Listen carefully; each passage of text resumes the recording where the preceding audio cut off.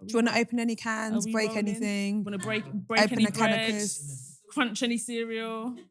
Slurp any milkshakes? Swear at us as you often do. Does Brent swear? No. I've never heard him say a curse Brent word. is such a wholesome person. Even in his moment of anger, I've never heard him. I've actually seen you angry. You're not like angry at you. You're angry at something. Like you're disappointed at something. Like, with something that's happened. So you guys don't understand. Why would you do? Like, you're just like, why would you let this happen? Like, you don't know what you've got in your hands here. Like, what are you doing? Like, you get frustrated like that. Yeah, that one we've seen. Hi, guys. Hello.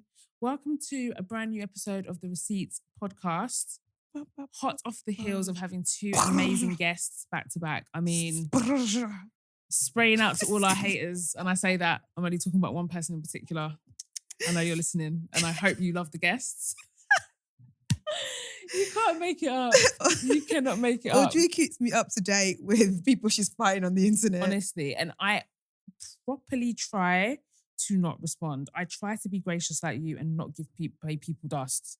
It's not because I'm gracious, Audrey. It's because I know I have to take it further. Like, as in... Once you pop, you can't stop. Yeah, it's not because I'm like thingy. I honestly, in order to get by... Do you remember the other day when I did reply, I have to go back to thinking I'm better than everyone? Because if I don't... Yeah. Do you know when Michelle Obama was like, when they take it low, we should take it high? Let's meet downstairs. Yeah. Let's meet downstairs and walk. Heli So I know that it's like, someone will say something and I'll be like, oh, let's meet to fight. Or like, who the fuck are you talking to? Or next time I say, I'm going to punch you in your face. And if I say that, that's different. Yeah. Because that's taking things further. That's taking things where we don't need to be taking things. That's ridiculous. And I the need to grow up. standard is higher on you for some weird reason. It's so weird. Yeah. And they'll be like, oh, that's not very PR of you. So did I tell you I was a machine? Exactly. Also, just to make it clear, it's very apparent we have no PR training and we don't intend on getting any. We are self-made. Self-made from the gutter hands. The only PR training that could have occurred here is home training. Exactly. That is the closest the only training that I have to PR training. Being brought up in an African household. Have we ever had anything even remotely closer? No. Is media training actually a thing, Amanda? People do it. Is that a real thing? People do it. People definitely do it. I think it depends what kind of fame you want. If you... politicians would need a PR, they'll need a gatekeeper, they'll need someone who writes their speeches. It depends on the kind of fame. If we want BBC One primetime shiny floor fame, we absolutely should get PR training. Like I said, no doubt about it. I just want to be me. If we want to be anywhere near Strictly Come Dancing, we need PR training. My God. No, because we haven't had anything close like that. Like, not even...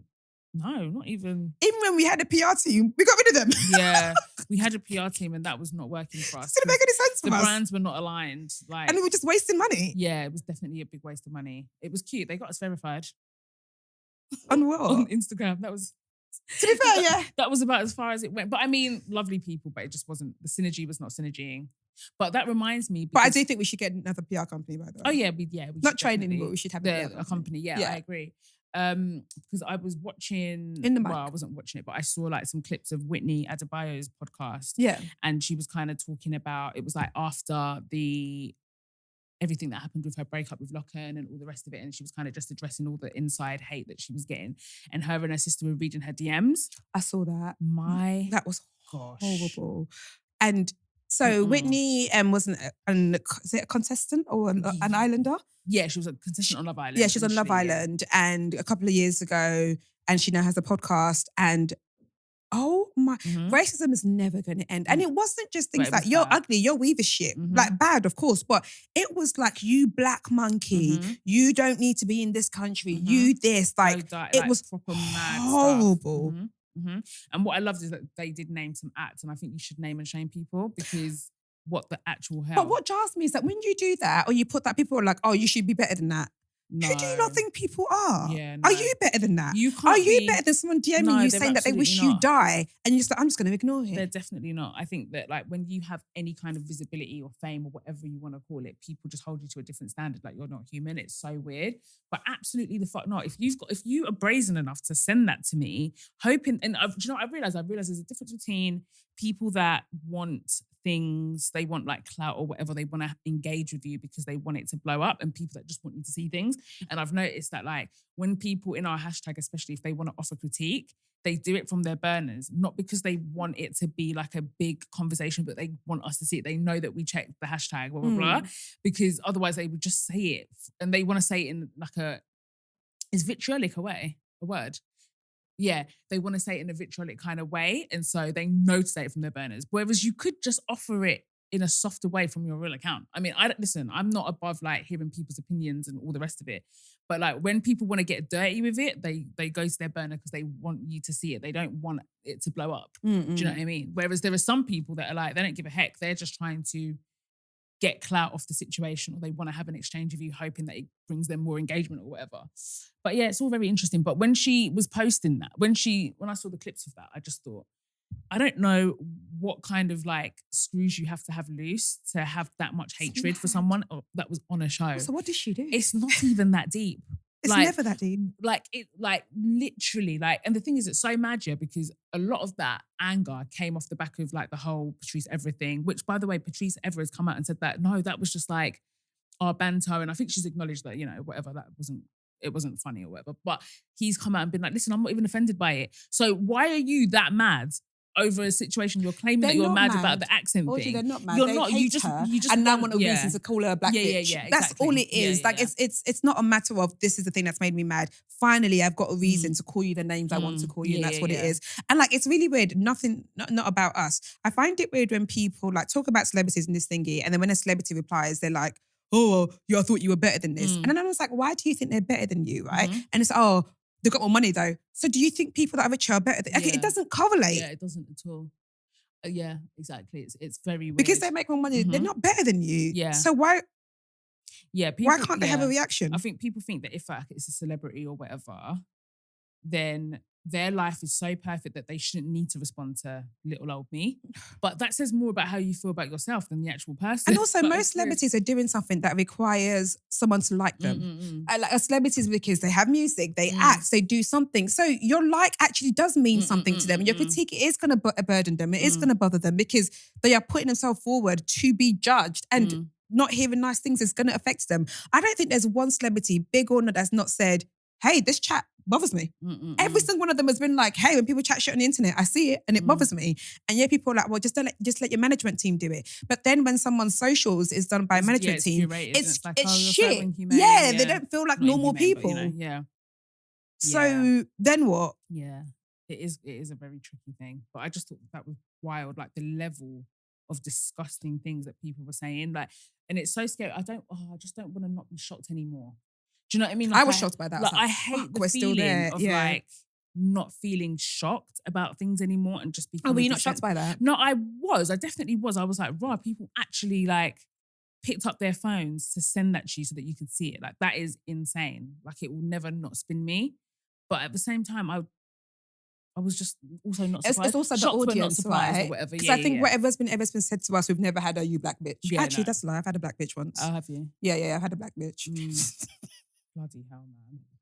No, I don't think I've ever had that. Yeah, but rarely do we get race-censored abuse. Yeah. It's rarely racist abuse. I think it's on more Instagram. like if people strongly disagree with what we say, and maybe it triggers them. But outside of that, it's never been that heavy. And that's, exactly. But it inside was not that deep. Like, it was not this thought-provoking, like, world-changing piece of TV that would warrant that kind of reaction. Like, it's something that you watch in the background.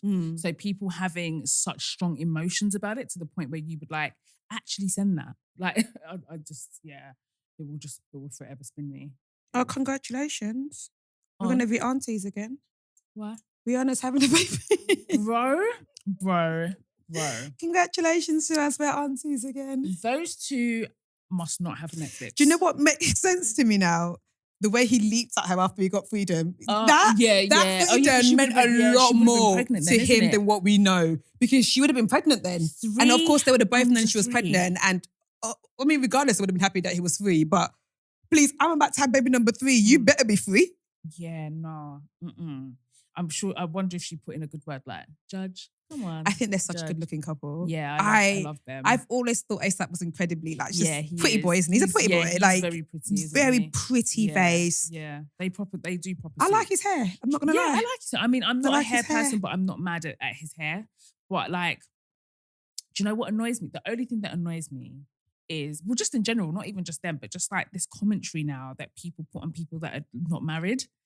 It really annoys me because I never know. Like, it feels like such a push and pull with that conversation because I never know. Like, Just leave them are alone. we kind of like getting away from marriage and people were just kind of happy to cohabitate? But Audrey, this is not new. We just know about it Or more. Is it like? But why are people like so like hell bent on like? Because they want to judge something. Look, a lot of people's parents are not married. A lot of people's parents, you find out from years, they're like, they actually never even if they're still together. Yeah, they're still together, but they never officially got married. They've had bare kids. Didn't actually, a lot of people are like that. I think it's, look, I'm of the position. I remember someone once asked me, like, how come you don't have any kids? And I was like, oh, because I've never been married.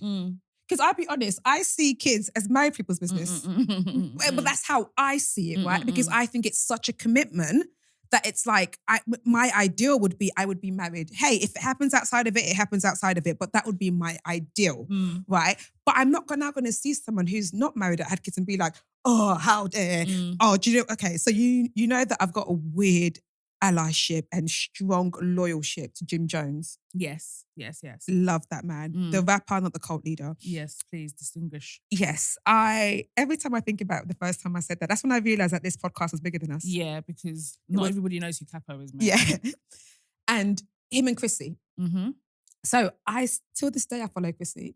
So Chrissy They're still together, right? They're still together. Damn. Chrissy is Jim Jones' long-term, like his partner. They've been together for years, since Love and Hip Hop early days. Early, like 2006, but they were together even before that. And the thing is, I love Chrissy because I just think she is ride or down ass woman. And not even just for him, but I will never forget the episode where she beat up Kimbella for Emily B. And I was like, this is a true friend. Yeah, this is someone that's just loyalty She's runs loyal through her to the bones. soil. Yeah. Like, to the point, her and Emily B are still friends. Yeah, they're still friends. Like, yeah. I don't really. If someone punched me for you, it made vice me versa, I better still be your admire her friend. so much. I don't know what it is about friend. Chrissy, but I just think she's lit. I just think she's great. She only had a downfall when she proposed. That was the worst. But everyone's allowed to have a moment. But look, it's okay, that was in my head. That was a script. Yeah. Okay. You don't even want to believe it. Was no, there wasn't real. She didn't. What? My Chrissy? Absolutely not. Like, I don't know what it is. I just rate her.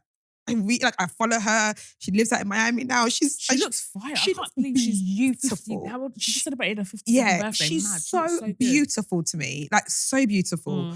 And she posted a selfie of herself. Stunning. Yeah, like, beautiful. Skin gowns. clear as water. Mwah, mwah, mwah. Mwah. And Jim Jones, being Jim Jones, because he does this to all of her pictures. I'm such a loser. He'll be like, oh, I can't, like, he'll just exaggerate comment. Like this one, he would be Gassing like, I want to drink your water and your bath water afterwards. Like, all of that kind of stuff, right? And now people are like, oh, he's going to say anything but marry her. He'll do anything but marry her. Where have you guys using been? marriage as insult. They do it all the time. But people become? are really like big on this marriage thing now, because even I saw there was like a video of Tyler Lepley and Miracle Watts, and they were getting ready for a date night. They did a really cute TikTok, and it's this TikTok where the guy is like miming along to some song talking about, oh, you thought that the reason why you haven't seen her around is because you know she's busy with the kids doing, but you forgot she's pressure, and the woman comes out and kind of parades herself, and they were doing that. And then everyone was like, and then people in the comments being like, marry her then. But they're literally engaged. That's stupid. But they are that is stupid. And I don't know if the person that wrote that missed the memo about them being engaged, or whether they're just like, well, because they just got engaged the other day. Like, give people time to plan things. My God. Like, I was just like, so really? What if people don't value things as much as you value? Yeah, that part, yeah. What if there's a world Rihanna's actually not that bothered about marrying? I don't think she is somehow, because she'd be married by now. Because I think he would marry her. I think they are both infatuated with each other. In fact, you might not know. They might even be married. We don't know. Exactly. We don't even know. But it is a weird thing. I'm just really surprised that women of this day and age have taken to women of the past and using marriage as a form of insult. I'm shocked that we're them. I'm like very, very surprised by that. It's very weird, because I think it's one of those things that either way, like, I get it. Do you know what I mean? Like, obviously I'm married. I definitely value marriage and all the rest of it, and I get it, but for my own personal reasons. But yeah, when it becomes like a shaming tool against other people, like, that's not what the intention of marriage is, by the way. Like, it's not here to make other people feel less than and to uplift you. And I feel like that's what's become the issue. Like people are now using it as a thing to like uplift themselves, to like downplay other people's relationships. Like you don't know the ins and outs of what goes on with people's relationships and what choices they're making and why. You don't know if people have trauma about it. You just don't know. But it's very strange. But I see it I see it all the time now. And I never know whether we're moving forwards with like people. And I wonder what the statistics are. I don't know if less people are getting married or if more people are getting married. I think I saw a statistic, that word. A statistic that said more women than ever have had children in their 40s of recent. More than ever before. I believe that to be true. Yeah. Which I thought, oh, that's interesting. I definitely believe that to be true. I think the whole fertility conversation is, it's very interesting. Like I can only speak anecdotally, and I know that a lot of like my friends and stuff doing it later. You know, I've got a friend that had a baby quite easily at 40, like didn't have any issues. She wasn't even really trying to get pregnant like that. It happened. So it definitely does happen, but I'm not gonna say it's like a fact. I mean, I don't know. No, there was an actual fact that more women than ever have had kids in their 40s in recent. From what I see from my own experiences, people are just doing it later. Yeah. Yeah, people are just doing it later, and that's great. The other day we were in the park actually, and because now the pressure started for baby does number all you need 2. to push this? Okay. Am I good?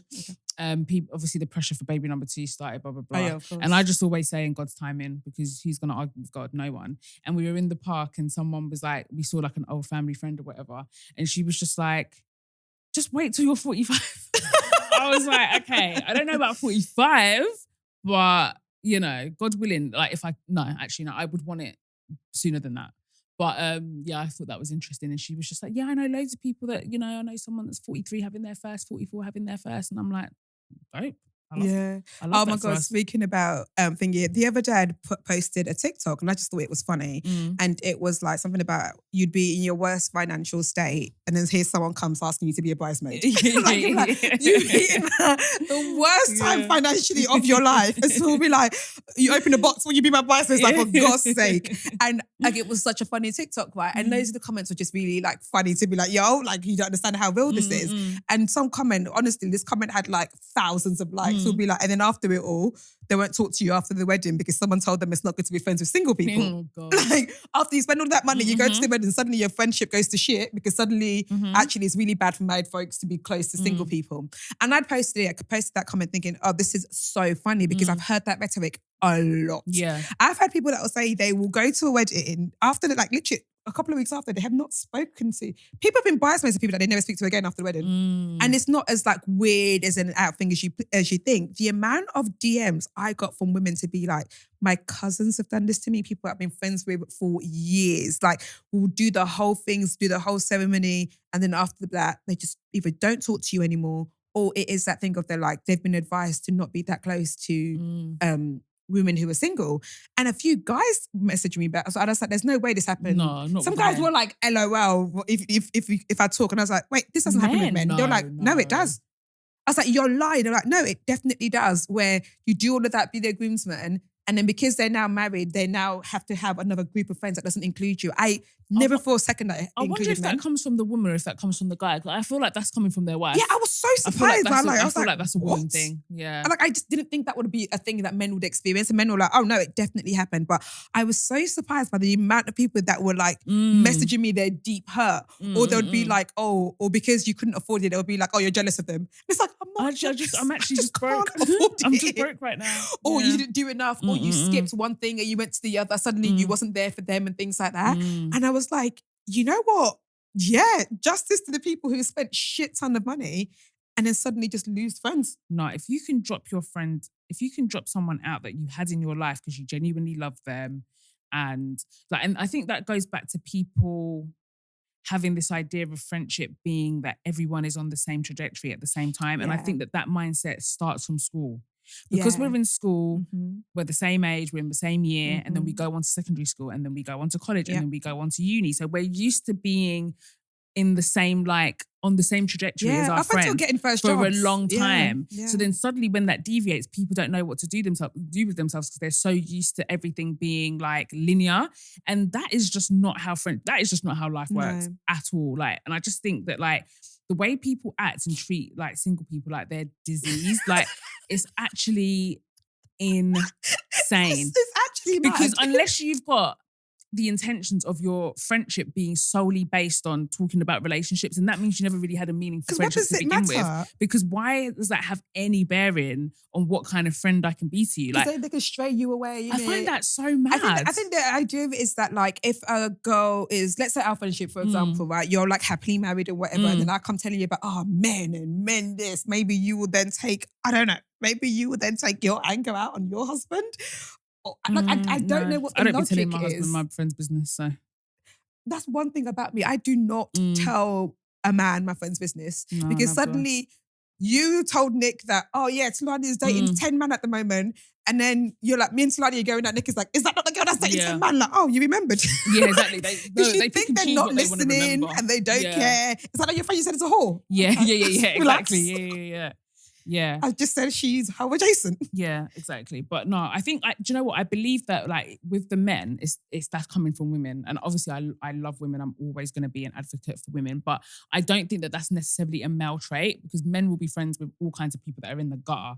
So your friend suddenly being married is not going to be an issue, or your friend being single is not suddenly going to be an issue. I think that that's like coming from the wife being like, okay, well, we now need to have this certain group of friends. And listen, I advocate for married friends as well. Like, I'm not saying that that's a bad thing, but to say that you should drop out someone because they're not in a relationship, I cannot fathom the logic of that. That makes no sense. But I do think it's that thing that people think that like you should roll with people that are like in the same space of life as you. And that goes back to the whole trajectory thing. Like, oh, we've been doing the same things for forever. We've been on the same path forever. And now suddenly we're not. So you can't have things in common. There's many things that a friendship can offer outside of talking about your relationship. Or even if you don't have things in common, right? Maybe like your big thing of the day is you're trying to figure out nurses for Naya. And my big thing of the day is, I don't know what nail colour to paint. They're still our things. They're still things. They're still like, things, obviously I've used a really silly example, but like my thing to you is that this is so dumb. But as my friend, to be like, oh, you normally always go red, maybe try pink. Like I will still give the space for 100%. that. Even this conversation, I'm like, girl, if you don't fuck off. Like I've got big people things I'm thinking about here. But I think it's important to be like, whatever your friend, that's their biggest problem in that moment. It doesn't matter if upon reflection, it's the same example of if like the richest man ever is like, oh God, his private jet is run out of petrol. And someone's saying, oh, I can't afford the bus pass. To those individual people, that is their biggest problem. If the man that can't afford petrol for his jet tells the guy the bus pass, he'd be like, oh God, he can't believe, imagine what I'm going through, bro. I can relate. My jet is run out. You'll be like, if you don't fuck off. Yeah. Because it feels so like, at least you've got a jet. Yeah. But it doesn't mean that person's problem is like less. Yeah. And I think sometimes it's the inferior complex of the like, my things are more important now because I'm married and now it's, and the people, like I say, I always say that's married people's business, that's big people's business. And I think that, but it doesn't make my business any lesser than. No, definitely not. And I definitely think it is that like people place weight on things that they value at the end of the day. So if you're someone that's kind of been reared to think that like marriage is the pinnacle, you're always going to think that that trumps everything, even like your friends' problems, even if, you know, you feel like they're minute or whatever, but they're not. To that person, that's a problem. A problem is a problem. A problem shared is a problem halved. Yep, it sure is. I love that. Do you believe that? Yeah, definitely. But not for everything. I think it depends on the circumstances. Because sometimes a problem, you just want to keep it to yourself. The thing is, I hear it and I think it's actually good advice. I'm really bad at it. I'm not a problem sharer at all. Because I'm now bothered that the person feels sorry for me. But it's not feel sorry, it's care. They love you. Yeah, exactly. But now I'm now burdened with this thing that's like, oh, I need to show this person that I'm okay because if I don't, then they're going to have to worry about me.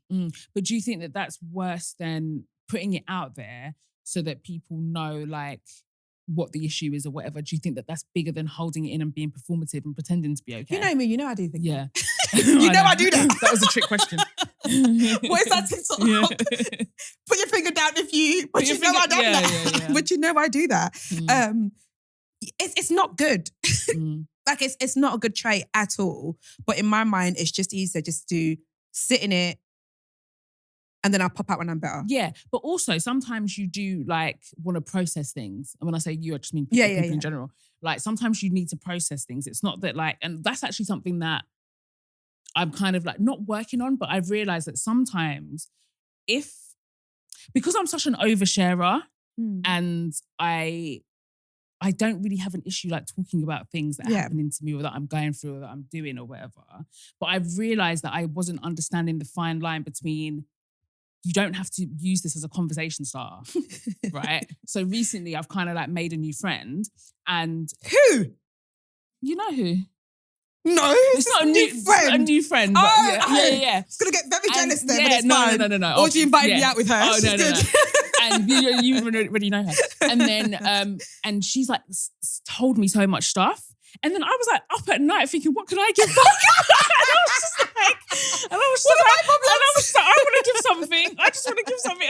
And babe, it was so bad. I was getting into the archives. There was a time in 1989 when my mum said this thing to me. Literally, I was going into the archives thinking, what can I pull from the archives to give? But I'm proper like that. Do you know what I mean? Or like, no, it's a nice bonding thing. Yeah, it is. If it's like, if you both feel safe. Yeah. So like, this happens to me, that it's lovely. Sometimes that bonding thing is exactly. great. But it also, like, it has to just make sense. Do you know what I mean? But my problem is that, like, I'm like, oh my God, they've given, I have to give something back. Do you know what I mean? And I think Craig David was talking about that, like pertaining to compliments. Like, you know, like if someone says something nice, instead of you just being like, oh, thank you, and just taking it, acknowledging it and keeping it moving. Yeah. It's just like, oh my God, but I love your shoes, I love your hair, I love your jacket, I love your life. You're just perfect. I want to be you. I hate my life. Do you know what I mean? And it's kind of like a similar thing. And it's like, people don't want to, or people don't gravitate towards you because you're trauma bonding. Do you know what I mean? Like, just accept that someone just likes being around you because maybe you actually make them just feel better, oh my or God, you make them laugh. Like, you don't have to trauma bond with someone for it to have depth to your friendship. Yeah. Do you know what I mean? It's not even just a trauma bonding thing. I feel like people have to like me because I've done something for them. I can't fathom someone liking me that I haven't been of service to. So I'm like, why? Yeah, why are you here? Like, as in, like, I can't do anything for you. Like, the two most difficult people that I find to like love and probably like are up there in people who I love, I'm just like, because I don't know how to pay you back. As in, like, there's something I have to give to you to warrant how you care about me. And they're like, no, I'm just happy to be here. But I'm like, no, let me do something. Let me be of service. And many people are just like, they don't require service. And then when I can't figure out why, I'm like, oh, no, something's going to be up. Then I feel like my time is limited because it's actually a really negative way to see life. If I deep it. Yeah, no, it is. Because it means that you're in constant servitude to people. Or you don't trust you enough to be like, oh no, they can just like me because they like me. Yeah, exactly. They can just enjoy your spirit, your energy. They can just want to be. And you don't know what you just being you is offering to someone. Do you know what I mean? Because sometimes your energy alone can uplift someone. And it's not that because you've physically done something for them that it's not always transactional. Yeah. Do you know what I mean? Like, it doesn't always have to be. The transaction can literally be, hey, I paid for this meal, but you were just great. Yeah, like I just like hanging with you. Yeah, you were just amazing. I just think you're great. I'm like, but what have I haven't done anything. Like, but wait till you see what I can do and you see how great I am. Yeah. And it's such a weird. Yeah, I don't know how to not be. I feel incredibly useless when I cannot be of service to someone, or even like, if I can't do anything for you, like I see it in myself most, it's so dumb, at parties. If I'm at a friend's thing and there's nothing I can do, I don't know what to do with myself. Yeah. Yeah, one thing about you're going to serve. Let me serve. Let me serve food. Wash your plate. Let me serve the food. Let me do something, because I'm just like, I don't know how I'm being helpful in this situation. And sometimes someone just wants you at a party because you're vibing. Yeah, exactly. Sometimes people just want you there. Do you know what I mean? Like, you don't, and it just makes a difference. Maybe it's a growing up thing, because I do remember being brought up as a, like, don't be useless. Yeah. It's definitely go and do something. It definitely it stems from how you're raised, because I mean, I don't know about you, but definitely in my house, it was just like, I think the idea of like resting and stuff like that, it was just like, you couldn't really just be. Huh? Really? Do you know what I mean? For some reason, it used to annoy my mum that we were just laying down. Yes. And the thing is, one thing about my mum though, I will give her this, she never, like, if you're sleeping, she'll never wake you up to do shit. She'll never wake you up from your sleep. No, because I think that's similar. I think that's where the rest part comes from. It's like, you can rest when you're sleeping. Yes, literally same. It was a trick. Like, me, like, I'll get home. If I hear my mum coming in, I just close my eyes, because I know that if I am sleeping, that one's okay. Cool. Like, you're allowed sleep to as long as you want. Yeah. But to not be sleeping, if you're awake and you're just sitting there chilling, and you're just chilling, sitting a type of way on relaxing, the sofa. feeling all cool. Chilling out, maxing, relaxing, all cool. Especially if there is something to do. To be done. Yeah. Are you joking? Did you ever have a moment where it was like you knew your mum was going to try it, but everything had been done? Yes. But they will find something though. So you could never win that one yes. because you could just be like chilling on the couch or whatever and they'll be like, did you take out the meat? Yes, Yep. mum. Did you clean the bathroom? Yep. Yes, mum. Did you fix the roof? Yes, mum. Damn. You got me. Damn. You got me. I didn't mop the ceiling. Shit. I missed that one. It was Did you mop the ocean? So when you want to go out. Yeah. Saturday morning, I was like, have you watched the toilets? Have you watched the bath? Yes, ma'am. Yes, ma'am. Yes, ma'am. And I see her thinking of something else. Proper, the brain there's nothing. ticking away. It's like, mum, I've done everything. I've done everything. Has been Just let me out, man. Free me from this jail. Free me. Oh my God. And even that, like sometimes when I leave my house now on a Saturday morning and I haven't cleaned, I'm like, oh, I should. And I'm like, no, actually. You don't have to do shit. Don't have to do shit. Yeah. Clean when you want to. You can clean on a random Wednesday evening. Honestly, like my new thing was like trying to do all my chores on a Friday night so that when I woke up on a Saturday to break free from the chains and the shackles Saturday morning of like Saturday morning, you must wake up and do chores and do a big deep dive, deep clean of the house. Like, no, like if I want to like do it on a Friday, I can wake up and do fuck all and just lay on my couch and just watch TV and just do whatever. Do you know Till what I mean? today, I still don't use my dishwasher. Do you know how mad that is? That is very mad. I wish I had. I do not use my dishwasher. I can't. I tried it once or twice. And honestly, now it just sits there. I can't remember the last time. Definitely not this year. Or last. It just sits there. Don't get it. It's a waste of money. Get a clothes dryer instead if your washing machine doesn't come with one. Yeah, to be fair, a clothes dryer would be so much more handy. The energy that thing takes up. Yeah, it would definitely take a lot of energy though. The other day, I did so much washing. But now I've got so much washing to put away. I feel like crying every time I see the pile there. Yeah, that's the thing. Because then my thing is, where do they fit? I don't have the space. Because my cupboard is full now. Where were they before? Some things have to stay in the dirty washing. It just has to, because the dirty washing is actually storage. Sometimes it's storage. It's actually storage because like I don't just have no space for you right now. I don't have space here. like, like you can stay here. Like you can stay here. I saw this TikTok of like, and I really enjoy them. You know those people that do those TikToks of like their day, but it's like very ASMR. And you can hear the clicks of like like the coffee pot and the teapot and the teaspoon or whatever. And it's just like, and this woman's life was so meticulous. I was just like, first of all, I need to know how people edit those videos. But Audrey, do you remember when we were told that a lot of these things are lies, right? Like as in, do you know when like the people like run like 1K, 2K, that's not true. Like sometimes they don't actually do the whole run.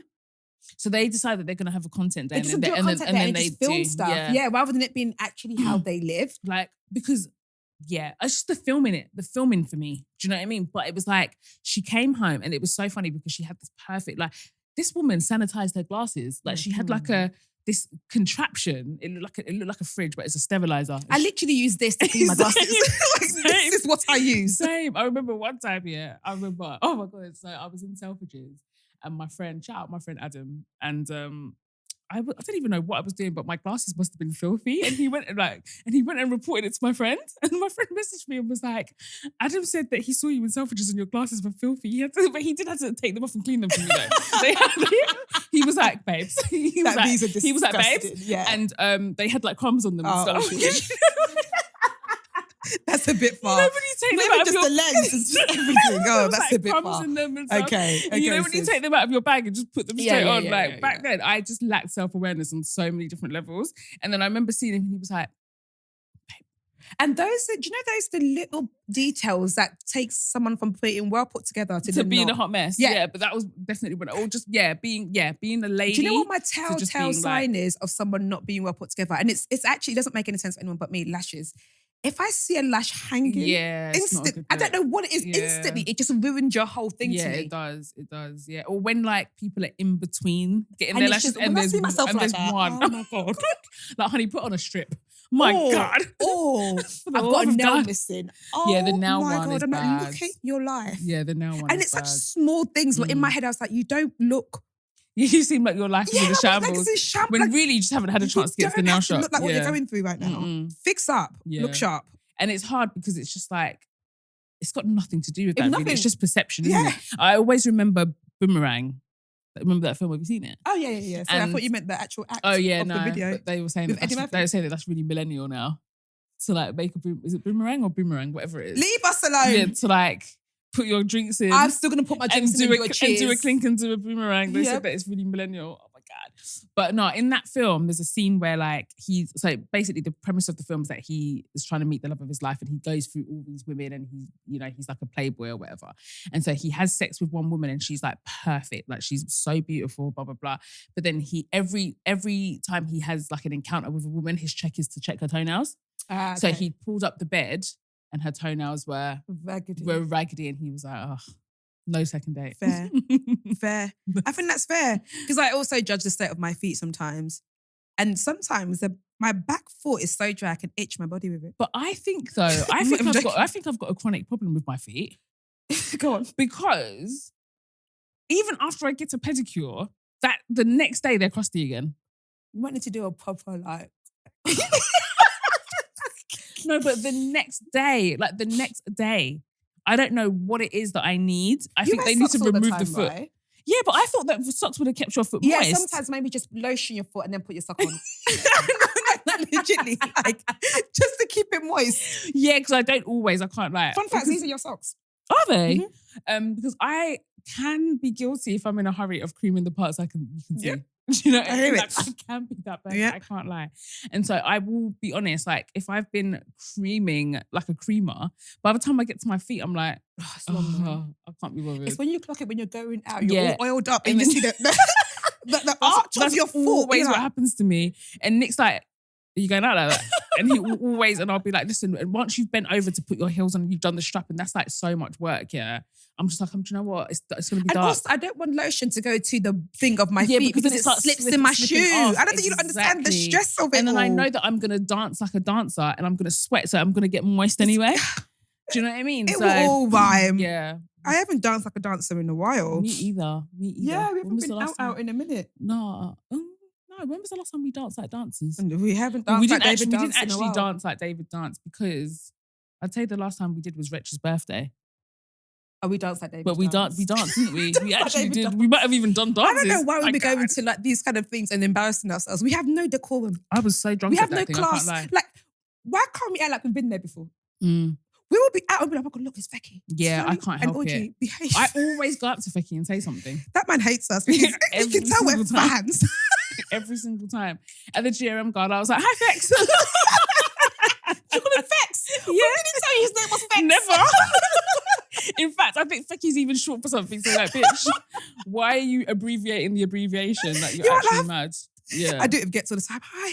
He's like, if you don't get out of my face. But hey, I'm so sorry. I'm not going to stop being a fan. Yeah, never. So sorry. It's always going to be apparent that I'm going to be a fan of something and I will fan and ride to the very end. Yeah, there's nothing. Who are you like a fan of? We all know that. Apart from Michael Jackson? Oh. Like a person who like you actually can be in the same space. And I was like, no, I think this person's sick. Do you know what? I always get really like, I always get really happy. Every time I see Shiesty, I lose my mind. Yeah. Every single time. And I remember I met her properly at, where were we? Matt's barbecue. Were you there? You didn't come. I was actually just with Nadia. That was mad because Nadia never goes out like that.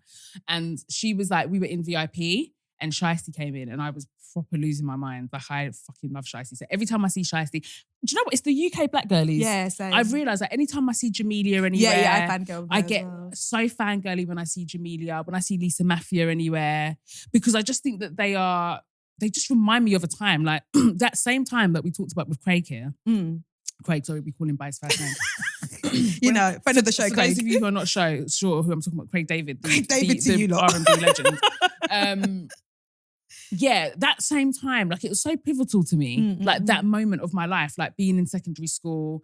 And I think it was because it was simultaneous with a time where like you had a bit of independence. Or I don't know, not independence because I was still very much living at home. Obviously, I was a kid. But it was just like we had our own little scene. And you was figuring out what you liked. And it was like people that sound like, I like this. Exactly. You go to Channel U to look for them. 100%. You figured out what's like, this is my thing. This is not 100%. my mum's music that was played in the house. This is what I like. And because they were British, it felt just closer to home. Like it just felt more like attainable. It just felt like relatable. And because I always loved pop music. Like when I was like younger, like when I was like a tween. I love the Britney Spears, the Christina Aguileras and all of that. But I also always loved R&B and stuff like that. So when that group of people kind of emerged, I was all over it. And I'm like a big garage head. I used to love garage and MCs and all the rest of it. So when that group of like celebrity, they were very mainstream, but like still doing things that just resonated. So yeah, every time I see Jamelia, Lisa Mafia, yeah, just like, I just feel very like, I don't know, there's like a bond. Like a pull. Yeah. I get it with Charlene White and June Sarpong. Oh yeah. Let the me TV see girlies, Charlene shout out White. them as well. Or June Sarpong everywhere. I'm instantly shy. I remember when there was a time that they followed me on Twitter. Do you know I didn't tweet for like 2 weeks because I don't want to show yourself up. I don't, because I know I'm an idiot. And then they'll now see. It has to be long enough that they've even forgotten they followed me. And then you can't straight away start making a fool out of yourself. And I'm like, yo, this is mad that they just say hi to you. Like, this is like Charlene White of the news and June Sarpong of you4. Like, what is going on here? Big mainstream TV. Like, what? Mad.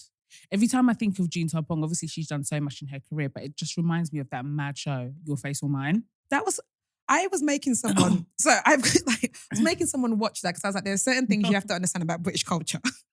And that is a fundamental part of British culture to me. Your Face or Mine is mad. So if you don't know about a game show, the game show is called Your Face or Mine. Apparently it's come back with Jimmy Carr. Yeah, and Catherine Ryan.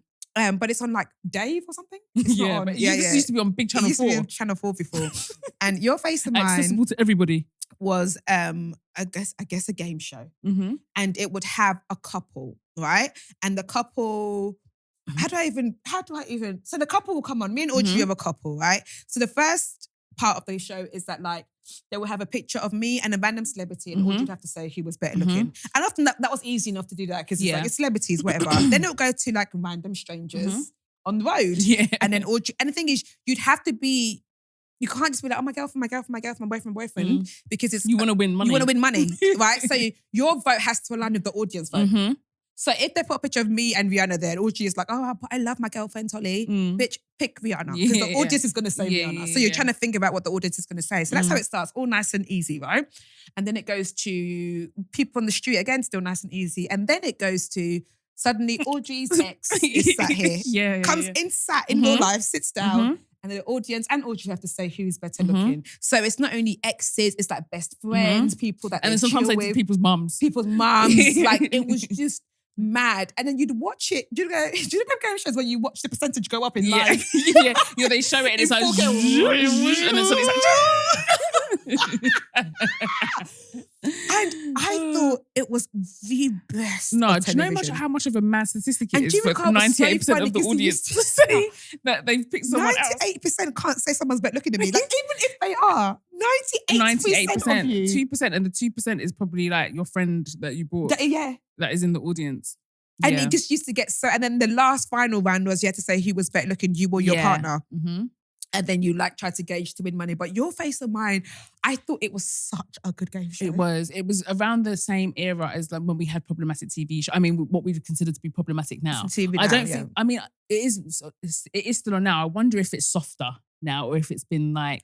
It's probably softer mellowed a little bit. Yeah, because back then it was brutal. It was just like no one gave a shit about your feelings. And back then it felt like there was less production with it. Like, as in like, I feel like now they'll tell you that like, hey, just to let you know, this ex-partner's going to come. I feel like back then, shock factor was on television. They didn't give a heck about the contestants' mental health. No, not at all. That was not a thing. Like, you get what you get and we're entertained. The idea is more like, well, you signed up for it, so therefore you must know what you're getting. And I just feel like the couples that went on there must have been very secure. You must have had to have very serious talks before you go on there. But I don't think I'd be that offended by that. Because some things are just... I'm never going for a game. Things are just a given. Do you know what I mean? It's just like, if you've got me up there with someone mad, of course I'm just going to be like, well, always pick the person. I'm trying to get the money. That's then my thing. But then I also don't think I want money that badly.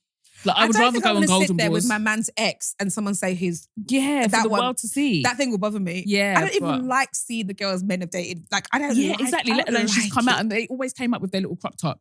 I don't... Because I'll always be like, especially if we look... What's worse, if you look alike, if you're similar or if you look completely different? Completely different. Okay. Because at least we're in the same ballpark if we're similar. Yeah, do you know what I mean? What do you mean she's coming out and she's 5'8" and she's blonde with blue eyes? Do you know what I mean? And looks completely opposite to me. Do you know who is a beautiful blonde with blue eyes girly? Sabrina Carpenter. She smashed that whole Oh aesthetic. yeah, she is. Yeah. She's just a cute little button, isn't Yeah. she? Like so She cute. just looks so much like Hayden Panettiere to me. Like I can never. They just look exactly the same. Who's that actress? The actress that was in that show. Oh, what was that show called again? Hayden. Oh, Heroes. Do you remember? And she married that guy. It was like the Russian president or something. Yes, I do know who you're talking about. Yeah. But I think they've got this kind face, poppy just very eyed, soft. like soft Yeah. and cute. Yeah, she's as cute as a button, that girl. Woman. Yeah, she's a gorgeous woman. But speaking of game shows that were linked with Lookshare, sorry, I know I'm always talking about Pop the Balloon, but again, it's a social experiment and the issues and the themes trickle down into things that we can talk about here. So I don't know if you've seen the clip yet. So I obviously just watched the show now. And it's just that I just have to admit that I watched the show. So I saw it kind of like in real time. But this one particular clip has gone viral. And it's basically this beautiful dark-skinned woman. Like she's so beautiful. And so she was in the lineup of women coming to be chosen. So the guy that came, he was like very, I would just say, fits a beauty standard, like big, muscly, great body. I mean, he had hair. That's not my beauty standard, but whatever. He had hair, great face, very handsome, kind of like light-skinned guy, whatever.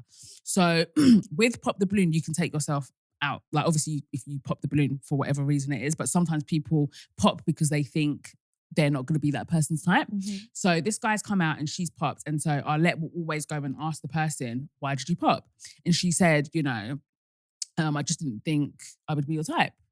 And then she was like, no, so you just took yourself out the running kind of thing. Like, why would you assume that? And she was like, oh, I just didn't think he would like me. And he was like, what do you mean? He was like, I think you're beautiful. He was like, I love braids. He was like, I love your eyes. You've got the most beautiful almond eyes. You've got the most beautiful complexion. He was like, I love dark-skinned women. And then she was kind of like, just gagged. And it was really like, and the thing is, it was sad to watch, but at the same time, like I completely understood where she came from. Yeah, I've seen it. It's really cute. It's sad and cute at the same time. Yeah. And a lot of the commentary was people being like, oh, like reducing it down to insecurity. And I don't think it is insecurity. I think that like sometimes that is actually knowing your worth. Like, why am I going to be and the thing is, I think people like to do this thing where they act like the majority. What is that saying about the rule not being the majority is the rule? Majority, I don't know. The rule, exception. Yep. Versus the rule. And people like to act as though that's not a thing. Like if you've had an experience as a dark-skinned woman, especially of her hue, and you know that 9 times out of 10, this type of guy doesn't approach you, or they've had something horrible say, or you've faced colorism at the hands of people that look like this, that's not insecurity. That's self-preservation. Yeah. Like I don't see that as insecurity. I just see that as someone who, because she clearly was not an insecure person because no one used that term to describe her prior. She just knew that like on a normal day, men like this don't like me. Let me look. And I think you don't understand how many people do that to protect themselves, right? 100%. And it might be a case of they are counting themselves out of a good person or whatever. But I think if a lot of people use history, not just history that's just what's happened to them, what's happened as a whole to predetermine what their outcome will be, right? So if it's like I've seen often, and again, it's not a good thing, but she's seen often that men like this don't like women that look like me. Let me tap myself out. And I think there's a lot of things women do and say to look after themselves. Like, as in, I've got a thing. I think many women, when they randomly go to a black guy and they're like, I can tell you date white girls. I think that's the way of saying, I don't think you date girls like me. That's the way of like preserving themselves to be like, you're not going to break my heart because I know your type. Like, you don't like girls like me. I can tell you only like white girls. So let me tap out sort of thing. And I think it's not, there's an insecurity part in it in a way that like, oh, you must think this person's better than someone that would like you. Maybe there's a bit of, I'm not going to act like there's not insecurity, but the insecurity that is there is because of what the world has told me. Women like me don't get guys like that. And also, insecurity isn't always a bad thing. I don't like how people like to weaponize that or make it sound like it's a bad thing. Like we all possess it in some way. No one is 100% secure in every single aspect and area of life. Like we all have our little things. So that's not necessarily a bad thing. If I feel insecure about the fact that like guys like this historically have talked down to me, they haven't chosen me, they've ignored me in certain spaces, and I've seen them gravitate towards a different type of woman, and I feel insecure about that. So fucking what? Like, do you know what I mean? But also, I totally forgot my point, and I had a really good point. insecurities. I just think she's protecting herself. She's protecting and herself. it was really like what was cute about it was that you watched her in real life get affirmed. You rarely see that. Yeah, rarely. You rarely see live in action someone speak, especially like a man speaking life into a woman. And I know we all act like, oh, we're too big about it, we don't need that. But I do think there was something, which is why people absolutely love this idea of black love. They love it when they see black couples and they love it, right? Because to them in that moment, they feel seen and someone's speaking life to it. So to watch this man affirm this woman to be like, sorry, what the hell are you talking about? I think you're beautiful. Yeah. I love your braids. I love your, and you see her face light up. And it's mad because you almost feel like it's something only children experience. And we forget how much a grown woman needs that too, especially a grown woman who's often told, not that people come up to her and say you're ugly, but she watches other women that look like her be told they're ugly. You're saying, she's hearing you saying that about me. Of course. And people don't realise that those strays hit. So when you're having these things and people are having these like colorist moments with certain individuals, like, okay, or they're using colorism as like some sort of like attack or whatever, you don't realise that actually like this affects everybody, which is why when people are having exchanges, there's certain things that I don't like. Say someone's having like a cussing match or whatever, and then they draw for that. In that moment, you might think that you're just talking about that person or there's like, anything goes kind of vibe. But no, anything doesn't go because anybody else that is going to pick up on that conversation could potentially be affected by it. And you know what you were saying about people? I don't like when people say that. I think that is something that should be internal. So you know when you were saying that people will, if they get approached by a guy and they'll be like, oh, I know that I'm not usually your type. I know that you like white women or light-skinned women or whatever. Yeah. I think that's cringe. Oh yeah, of course. Do you know what I mean? You're telling that guy, yeah. oh, I'm not good enough for and you. The thing is, I think that that's an internal conversation. And when we were talking about our black friendships and stuff like that, I think that is like one of the things that as black women, we know. It's just like a language that is spoken between, like, you know it, and no one can gaslight me into saying that. And of course, there's going to be anomalies where sometimes you get it wrong. Sometimes you can look at a certain guy and assume that you might not. And listen, me not being someone's type, where I am in my life and now, that doesn't bother me. Yeah. But at one point it did. So I'm not going to act like I was always like, had my shit together. Who you didn't, I'm sure it's happened for someone who you didn't think you was their type comes to chat and you're like, oh. Yeah. Like, exactly. I don't say to them, like, I never thought you'd like someone like me you know because I'm a cocky bitch. But back in the day, I might have, but I would never say that now. Obviously, I wouldn't be talking to anybody, full disclaimer. But I would never say that now because I just don't think that you should even plant those kinds of seeds. Like at the end of the day, the person is here. What do you mean? Like, why are you telling them, oh, I didn't think you would talk to me when they're literally talking to you? Yeah. Do you know what I mean? They're literally talking to you. So I don't like that. And I actually, on some levels, kind of get why guys get annoyed because if you're a guy that does fit that kind of aesthetic and you do like black girls, I would understand why that would be almost offensive. It's an insecurity in the black girl side. But I thought you know the white girls. But I don't think we should say that out loud. Like we can talk about it till the cows come home amongst ourselves and just be like, yeah, I know. Like when I'm in certain spaces, I know we've talked about this many times. You just know what it is, and those nights I dance like David danced because I'm not here for that. Do you know what I mean? But I just think like I don't think we should put these things out there because as much as affirmations are a thing, what's the opposite to affirmations? Defamation. De-affirmation. Affirmation and defamation. De-affirmation. I also think I also think that's a thing. So like even put that in the air. Like just don't put that in the air. Like if someone that is, you know, that you wouldn't necessarily expect you to be their type is talking to you, just take it for what it is. Don't let them know. Because I think that's very like cringy. But in that situation, it made sense because that's the whole premise of the show. And also I think because he wasn't just talking to her, I feel like so many other dark-skinned women watching that that's will a be good like, stray. Yeah. That's like, stray. Okay. It might feel like, oh, but you're a grown woman. I don't think people know how long-lasting some of these effects are, right? It never leaves. I don't think it ever stops. I think being told consistently that you are ugly, no matter how much you grow up to be like, no, but I'm beautiful. There's that little bit of the, oh, but maybe not as pretty as them. Or, but like, I still have this feature. I still have this, like, one thing I'm going to speak life into any dark-skinned little babies. Oh my God, you have to. The girlies. Yep. Because I honestly believe in making kids overconfident at home because I think when they go outside, the world is going to knock it anyway. So if they're overconfident and then world knocks it to confident, hey, I'll take balance. That. Yeah, 100%. Because I just think no matter what they look like, they're going to step out and that world is going, especially when they're girls, it's going to knock it. Who do you think you are? She thinks she's too nice. Like we grew up in the era of she thinks she's too nice. And the undertone is she thinks she's like, because not everybody is told they think they're too nice. Only people who the world thinks shouldn't think they're nice is told that she thinks she's too nice. Yeah. People who people think are so beautiful, never told she thinks she's too nice. Yeah. They're just allowed to be confident. Exactly. Yeah, exactly. If you fit that standard, you're allowed to love yourself. God forbid you don't fit a standard and you love yourself. People really, and it's God actually forbid. so nasty. Like Yeah. when you actually unpack that, like that's actually so horrible that you think that you can dictate someone's because even if that person is just talking themselves up, how dare you? How dare you try to knock that?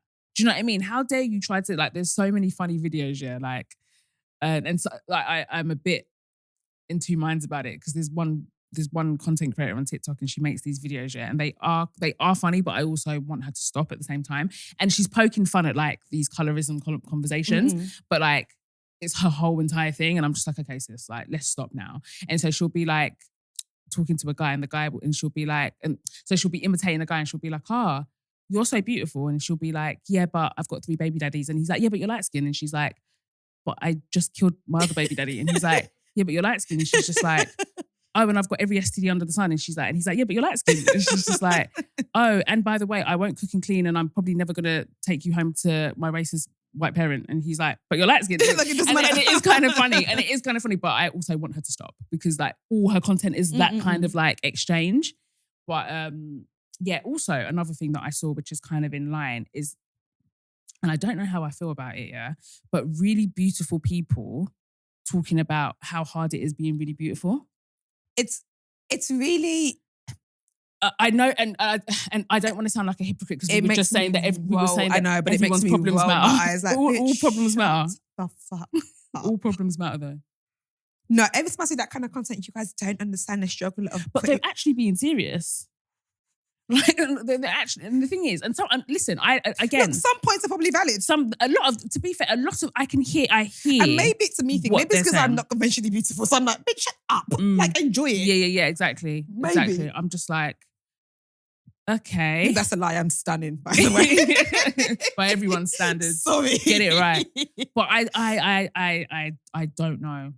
I don't know, because to me, I'm just like, you're saying that your beauty is your privilege content does make me roll my eyes, and I don't know if that's a me thing. Someone's smarter than me. Tell me why we don't like it. Yeah, it just makes me think. Oh, yeah. But this one woman was just like, you get prejudged. It's harder to make friends. Girls don't want to be friends with you because they think you're going to take their man. Girls don't want to be friends with you because they think that you just walk into situations and get everything handed to you because you look a certain way. Men think that they can treat you, and I'm just like, men do that with everybody. Like, men do that with everybody, and historically they say that, you know, men treat women according to how attracted they are to you. Do you know what I mean? So if you're saying that you're so beautiful and the men are highly attracted to you and they still treat you like shit, imagine if they're not. Imagine if they're not attracted to you. So for everything you're saying about being beautiful in this world that is catered towards people that look a certain way, and if you benefit from pretty privilege, like how you can kind of just navigate through life. And again, those are separate to just issues that people have, but you're speaking specifically about pretty privilege. So you navigate the world differently. Do you know what I mean? So I don't know, I kind of struggle with it a little bit. I find it hard. I just find it hard to empathize. Yes, I am. Do you know what I mean? I know I shouldn't because everyone's got their of things. Course, but it just makes me like, all problems matter. But I just really struggle to empathize with it. There was related but not. Someone made a comment. When we were talking about dating old men dating younger girls and things like that, and they were saying that like often they felt like when they asked the man, why do you date a younger girl, they don't say, oh, because young girls, this because it's because the old girls are blah, blah, blah, blah, blah. And I was like, oh my God, that's so true. Because often, like, let's say, for example, you'd speak to a black man who only dates white women, for example, and you ask him, like, oh, how comes that show? They'll be like, because black women are bitches. No. Why do you like this? Oh, because black women have too much attitude. No. Stop. It's like someone saying to me, hey, babe, why do you like apples? Because oranges. Yeah, oranges ain't shit. Because oranges piss me off. No. Apples. Yeah, what's so great about apples? Yeah. No, because oranges are bare soft and you have to peel the skin. That pisses me off. Okay, no, but apples. What's about apples? Yeah. Like, let's stick to what it is that we're talking about. And I was like, that's so true. Like, they can't separate the, like, I like this thing for this thing. I don't like, it's like, because I don't like this thing, I'm going for this thing. And I'm like, oh, that's such a good point. Yeah, it's so true. Like, if you can't speak life into the thing that you're attracted to or the thing that you want, and it's predicated on something that you hate, then that's, for me, when it crosses into like fetishy And just or just like bad weirdo vibes, or just, shit. yeah, exactly. That's when I'm just like, nah, because you should be able to speak all the life into the thing that you do like. Mhm. Do you know what I mean? If someone asks me, like, if your mind goes immediately to the opposite or the thing that you dislike, then I can't be convinced that you actually like this thing, truly. You know? Yeah. It's very strange. But yeah, it happens all the time. Like, people just can't talk about what they like without talking about what they dislike. It's like they're physically incapable. Yeah, like I just don't get it. Like it doesn't make any sense to me. And I feel like with the older men thing, with the older men and younger women thing, they feel like they're spiting older women. Like they really think that they're getting a one-up on older women. Like it's so weird. It's just like, we don't give a shit about you. I just think you're stunted. Like, what's the word? Sorry, I keep on having brain farts. No, stunted is the right Is it word. emotionally stunted? Yeah. I just think that you're emotionally stunted. Like if you chronically date young women, perpetually date young women, I just think there's something wrong with you. Do you know what I mean? I just think that there's something wrong with you. I just think you're just a bit behind. Oh, on Telly's recommendations, I would recommend watching 4 seasons on Netflix. It's a really, really good show. Really, really like. Do you know what I realised I miss in television? An easy watch. My God, everything is so deep and dark. Do you know I still haven't watched Adolescence? Oh, have you I not? still haven't watched it. I just have not been in that. No one's really talking about it. I'm like, just sometimes I just don't want to go to somewhere deep. I hear it. Like, and the thing is, I also do think there's parts of television incredibly important. But a lovely, easy watch, nice, please, let's bring those shit back, man. That one that you binge, you're like, oh, that was a nice little that was binge. good. Like, you feel good about yourself. It's funny in parts where it needs to be funny. When was the last time you watched something that made you laugh out loud? I'm trying to think. Actually made me laugh out loud. I laughed out loud. But I don't gravitate naturally towards... You like darkness? Yeah, I like dark. Yeah. So I don't gravitate towards things that make me laugh unless I'm watching Friends for the umpteenth time. Yeah. I stopped even watching Lost Girl the other day because I was like, this is getting... Oh, what's Lost Girl about? We were talking about it. The girl who gets Stolen kidnapped. Girl. No, it's not Lost Girl. Stolen Girl, not Lost Girl. No, that's proper dark though. Yeah. That's right up my street. Yeah. So Stolen Girl is on Disney, I think. Yeah, and Disney. it's about this girl who goes to a sleepover and it's actually mad. No, honestly, the first episode I watched, I was like, my mum was right. Yeah, exactly. One thing my mum was, sleepovers was such a big thing for my mum. My mum was like, no. I was actually allowed to go to them, you know. Were you? Yeah. My mum but I was only allowed to go, and I went to them quite often, but I only went to them of my closest friends. And my parents knew their parents. That's to the But point. still, And remember the one time mum said yes, she changed her mind to get me. Oh. Yeah. She changed her mind. And it was even good because we were doing we were doing because she Ouija told boards and her shit. mum how she was staying at mine and I told my mum I was staying at hers. So even mum even saw her, she saw us on a bus stop in the middle of the night. Like it was bad.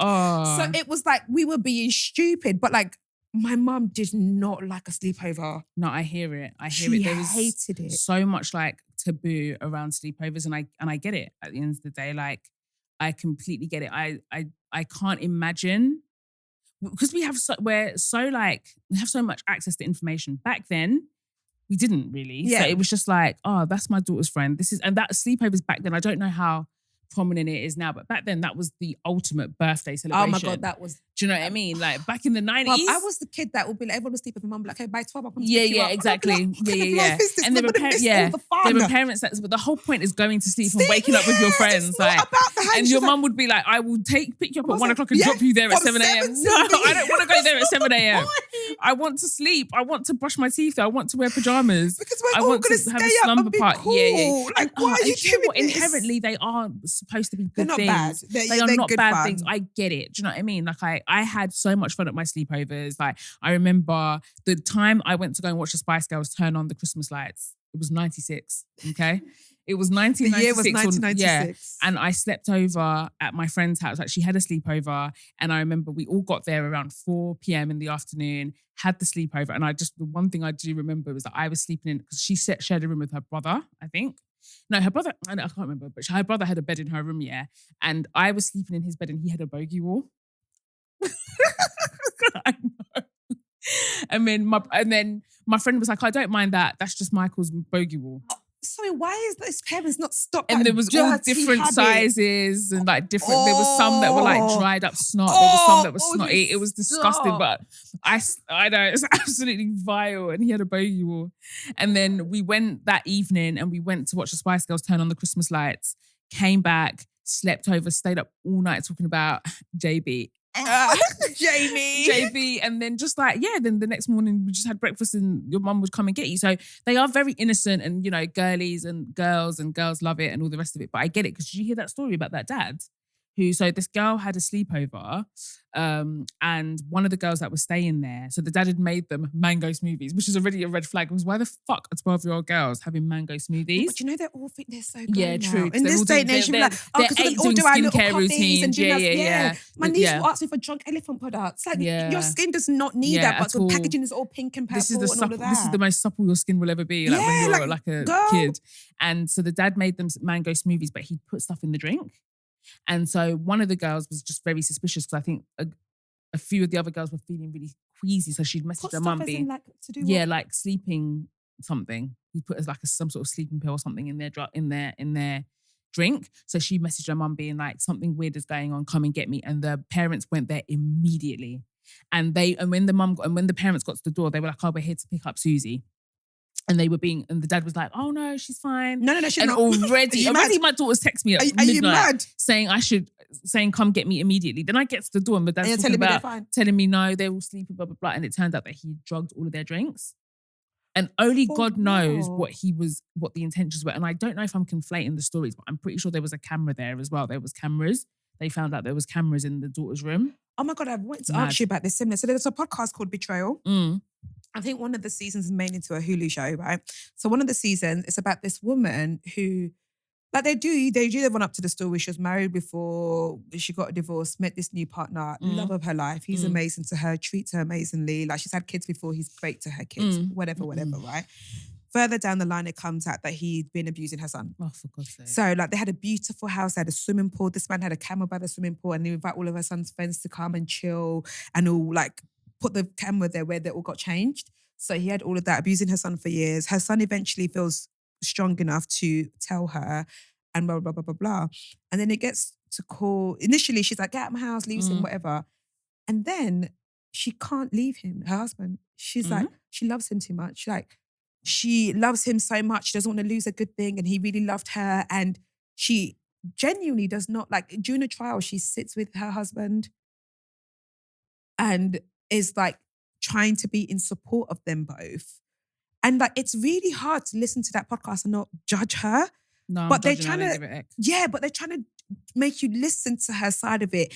And I'm like, I can't listen to your side of this. Unless she's mentally like diagnosed with something that says she's not okay. She can't suddenly stop unloving this man. No, and apparently it's more common than you think when I think it's very common. Mother doesn't suddenly just stop talking to the betrayer. You hear it often. So many survivors talk about it, how they confided in a parent and they weren't believed, or they were believed. She believed him. We've even had dilemmas about it where they're even believed, but they don't do anything about it. That man. And I think that that's the biggest thing you can do. Number one, believe your child. Number two, do something about it. Yep. It's not good enough to believe without following through, and it's not good enough to follow through but slightly have doubt. Either way, it needs to be a combination of the both. You need to believe your kids and you need to fucking do something about it.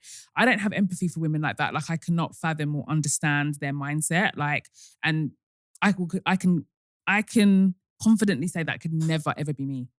Like, never. Like, I will never. What kind of fucking love is that? I mean, get over it. That love needs to stay the fuck away from me. And the thing is, and I'm not saying unless it's not going to be complex. a victim herself. I'm not going to say you're not going to feel heartbreak as well as like those two things are going to sit there because hey, not only if you found out that someone's been hurting your child, it's someone that you loved. So I'm not going to say those feelings are not going to be complex. Yeah, you're not going to suddenly fall out of love with the person or what you thought they were. But I think the overriding factor here 100%. is this man is an abuser. And then some people will tell you that if they're not abusing their own kids, they can take that man back. Some women will take a man back that will be known for abuse, but it wasn't her children. It happens often.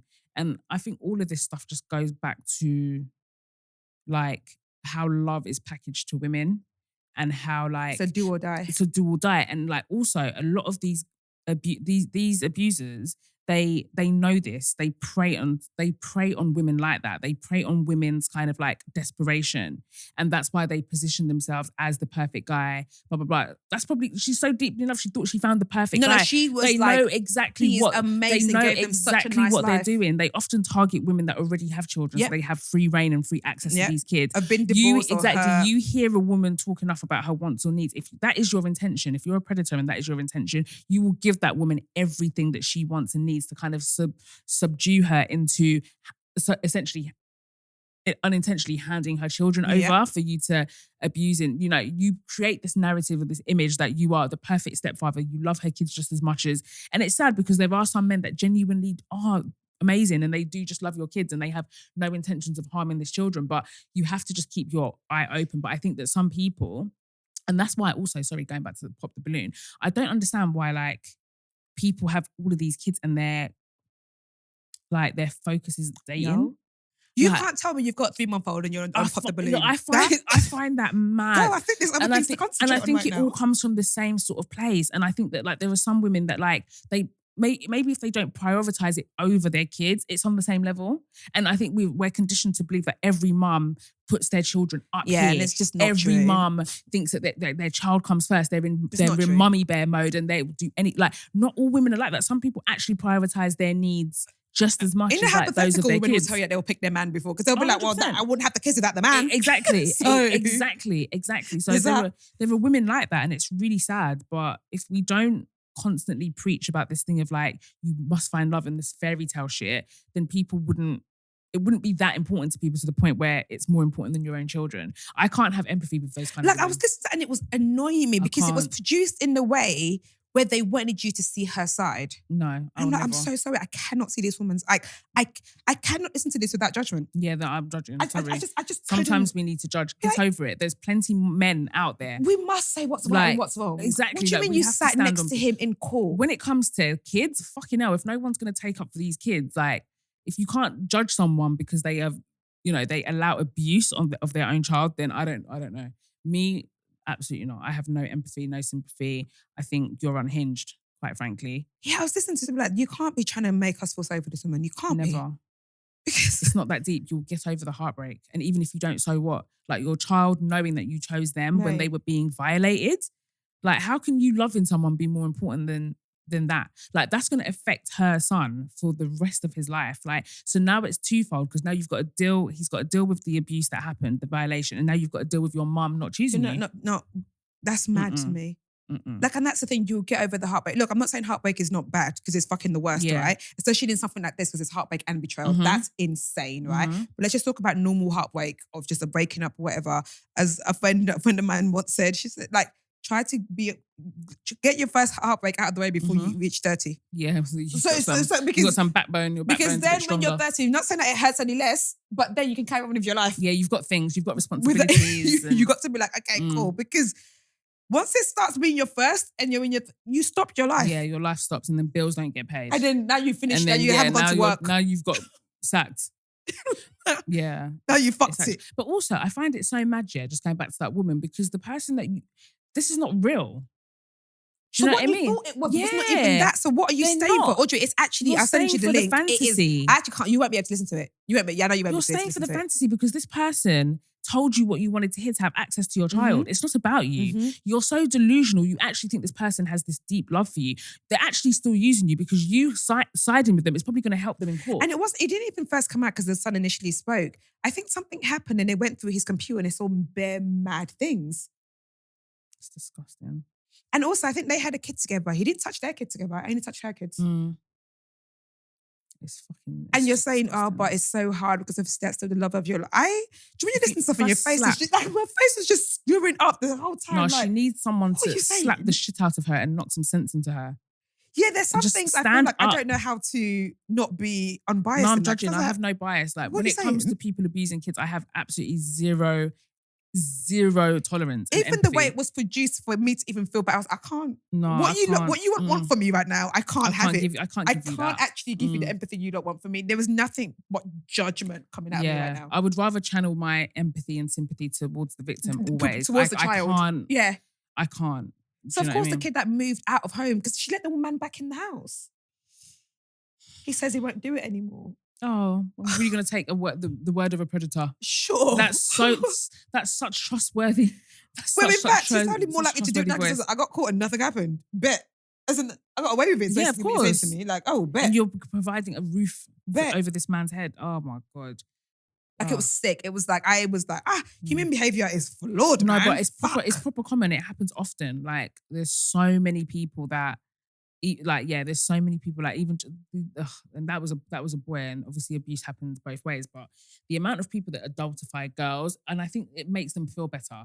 I think sometimes people, and I'm not giving any of these people leeway because they're all fucked up, but I think sometimes if people convince themselves that the child brought it on themselves, then it makes them feel better about the world. It's like the weirdo aunties who still love R. Kelly and then all be calling it's because the girls are fast. Yeah. If the girls weren't wearing short skirts, it's because all these girls have been wearing short skirts and then they'll be twerking. That's what happened to them. They don't want to believe that people are just capable of mad things, and it doesn't matter what there's nothing that a child can do to bring anything on, by the way, because the adult in the situation should always know better. And if they've got those intentions, they've got those intentions, whether the child was twerking or not. It's irrelevant, but I just don't think there's no grasp on reality. They don't want to believe that people just do things. They think that there's always something that the victim brought on themselves to justify it. And it's really sick. There was this auntie that did this video about Rumi's dress on Cowboy Carter. Oh my God, I saw them. I actually hate them kind of women with all of my heart. I don't think anyone understands how much. I think they're so dangerous. And what's making me really sad is the amount of young girls that are now those women. They are so dangerous. You're putting out this thing up because why did you see that? I did not see that. Did you see that? I did not see that dress and think there was anything inappropriate about it. There was nothing I saw about that clip and Rumi being the most excited. That clip made me, every time I watch it, every time I see it, I always watch it. Even Beyonce like burst into tears. Like it was so emotional because she was just a happy 7-year-old. And you people will always take things and twist it and ruin like her dress was inappropriate. And there was nothing inappropriate about that dress. That was a child. Think you lot. My 10th birthday, my mum had me in a velvet gown. Listen, this is how I did that. Kids like, it's because you're a weirdo adult. Yeah, it's how you're seeing it. There are some things I'm like, I don't know if a child should wear that. And that's all down to like things like when people, weirdo parents get their kids to pose a certain way or whatever. Yeah. But especially people who grew up when we grew up, our kids had us in clothes that were like, that is big women's clothes. Honestly, but literally big women's clothes. Actual. I remember I had this outfit, and now I look back and I think that outfit is mad. But it was like an auntie or someone bought it from America, and I remember wearing it to the airport. Because I remember when we were going to Ghana for the first time, I was like 7 or 8. And I wore this outfit and it was literally hot pants, with like...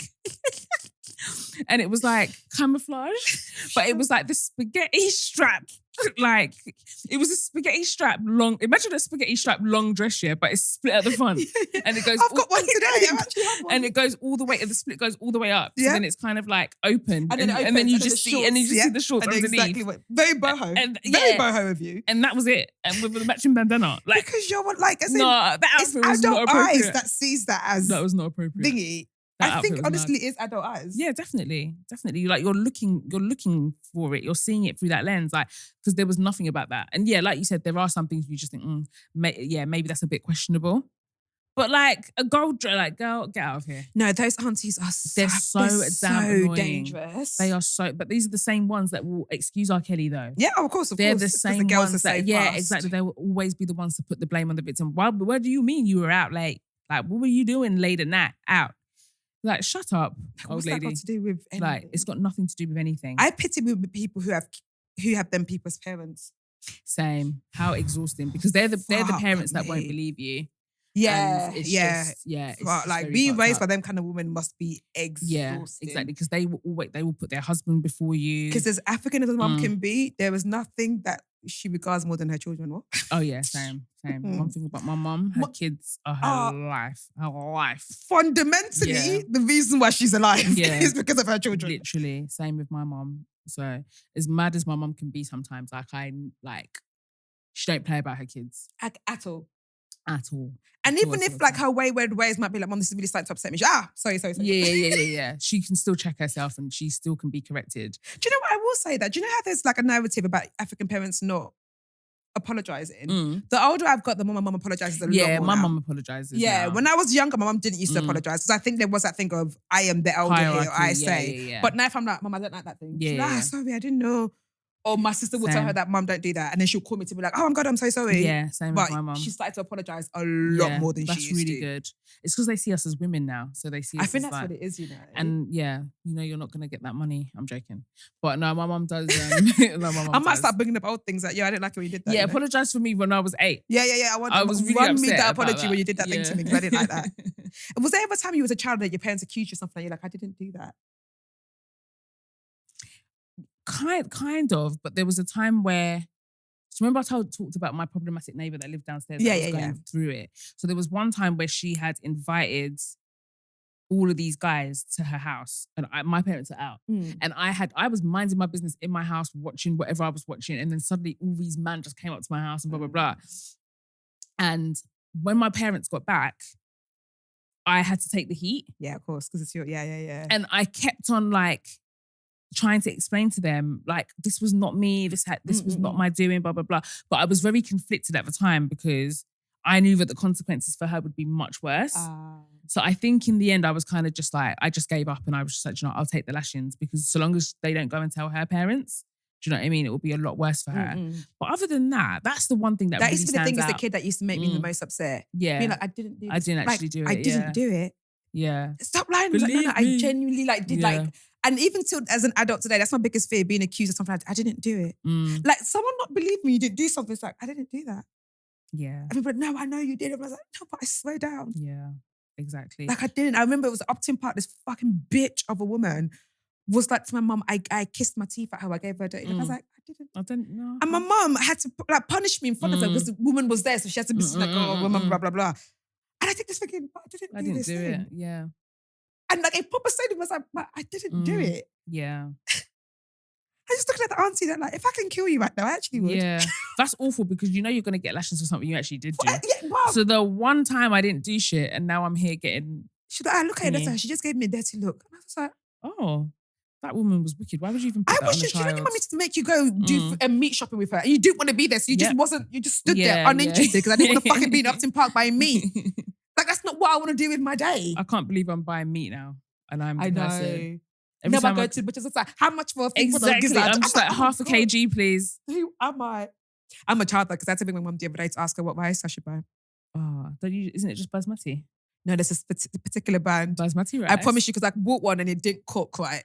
It didn't cook like, when I cut jollof with it, it was a bit too mushy. There's basmati long grain though. I don't know what the fuck that is. So it's basmati that I buy, but there's a brand specifically of basmati that my mum buys that her jollof rice, no, it's not Tilda, slaps with it. Oh, is it? And when I bought one, I was like, oh, this is too mushy. Oh, that was not the brand. Yeah, so when I went next time, I was like, Mummy, what's the name of the... To buy rice, Tolani. I was like, yes, Mum.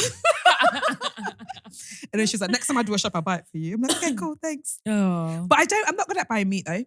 I don't bargain. I just buy it. I'm just like, what I'm bad at is my portions. So for example, if I'm getting like curry goat or something. You are an adult. Yeah. The other day I bought mutton. Like I will buy mutton and ordinarily I will go for a 1 kg. But then I will cook with whatever it is I'm cooking and then put the rest in my freezer. But then the other day I had to clean up my freezer because it was insane. No. I need to basically throw away the fridge. For anyone who needs to hear this, go clean out your freezer. No, my freezer it was actually despicable. Like we had to leave the door open to let the ice melt. It was so bad. And so everything that was in there I had to throw away. And there was a lot of meat. It was just like, oh damn, like my curry goat is in here, blah, blah, blah. But the other day I bought curry goat and then yesterday I bought chicken wings, but I bought it from the butcher's. Wow. Because the chicken wings that you get in the supermarket sometimes you just get wings, but sometimes I want flatbacks. And I want, you're just an adult. I want niblets. Do you know what I mean? So yeah, I got a mixture and I got half a kg. What's half a kg? Like I always say that. But to be fair, I got half a kg and that was like portion for one. The only thing I buy in like the meat shop is like I go buy gizzard. Oh, okay. Because I love plantain and gizzard. I love that shit. I love gizzard. Oh my God. Yummy. And even then I'll be like, can you make it small gizzard and can you clean it for me? Honestly, clean it. All of that shit. And chop it up. When I get because I got like lamb mutton as well. And I was like, you're going to have to cut that in half. Yeah. But when I buy fish, I'm like, can you cut it out, please? Yeah, got it. Yeah, do it. Yeah. I'm not getting fish in my I don't know house. how to gut fish. And fish I'm not really great at. So, yeah. But yeah. No, I always buy fish and I'll be like, can you please cut it out? Gut it. Because I love a whole tilapia with sauce, yam and plantain. Oh my God, yum. Do you know how you had the chili on top of it as well? Like, okay. My bad. Heaven. It's actually my own fault. Heaven. That's it. Let's wrap it up. That's wrap it up. I know We've where this been is talking- going. we've been So talking for a minute. let's wrap it up. It's time to go. It's time to go. Thank you for listening, guys. I've been your girl, guys. Fertility. And just call me Audrey. Bye. Like, love, subscribe, listen, comment, all of the good things that life has to offer. You do that. Oh no, that's right. Peace.